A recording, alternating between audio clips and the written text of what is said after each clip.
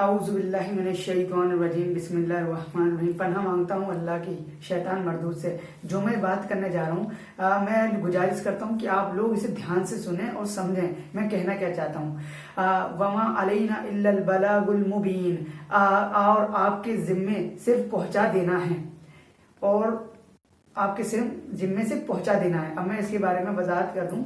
ہمارا کام ہے قرآن، جیسے مان لو کوئی بھی آدمی ہے وہ عمل کر رہا ہے، قرآن حدیث کی دعوت دے رہا ہے، وہ یوٹیوب پر ویڈیو بنا رہا ہے، بناؤ، کوئی مسئلہ نہیں ہے، لیکن حق تک وہ کرتا رہے، عمل کرتا رہے۔ ایک کتابوں سے فیصلہ نہیں کرے۔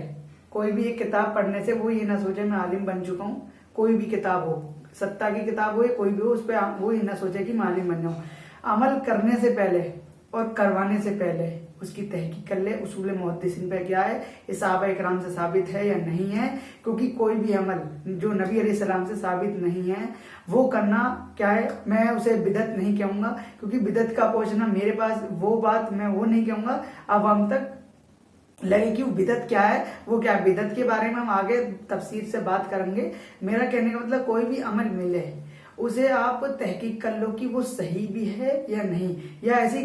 من گھڑت حدیث بہت آ چکی ہیں، حد سے زیادہ بات پھیل چکی ہے۔ آپ کم سے کم 10 کتاب 15 کتاب کوشش کرو کہ زیادہ آپ اس پہ تحقیق کرو اور اس کے بعد آپ کو روایت مل جائے۔ اور دوسری بات یہ میں اپنی ذاتی قول دینا چاہتا ہوں، اگر میری طرف سے قرآن اور حدیث کی کوئی بھی ایسی بات ملے آپ کو شک ہو، کیونکہ میں ترمذی کی 2518 ہے، حسن ابن علی کہتے ہیں کہ جس بات میں تمہیں شک لگے اسے آپ چھوڑ دو، جس میں آپ کو اطمینان ملے آپ اسے پکڑ لو۔ اب اس سے کیا مراد لیں گے، جس کی آپ کو دلیل اور روایت ملے اسے آپ پکڑ لو، جس کی روایت نہ ملے آپ اسے چھوڑ دو، کیونکہ جس کی کوئی حقیقت نہیں ہے اس کی کوئی روایت نہیں ہے، جس کی حقیقت ہے اس کی دلیل تو ہوئے گی۔ تو میرا ہی کون ہے، اگر میرا کوئی بھی قرآن حدیث سے کوئی بھی بات ٹکرائے تو آپ اسے چھوڑ دو، کیونکہ میں بھی انسان ہوں، مجھ سے بھی غلطی ہو سکتی ہے۔ آپ اس بات کو چھوڑ دو، اس بات پہ عمل کرو جو اللہ کے نبی علیہ السلام سے ثابت ہے، اور صحابہ اکرام سے، اجماع صحابہ پر اور اصول محدثین پر آپ بالکل بے جھجک اس پہ عمل کرو، کیونکہ وہ روایت ہم وہاں تک پہنچائیں گے۔ میں نے ابھی پڑھی وما علینا الا البلاغ المبین،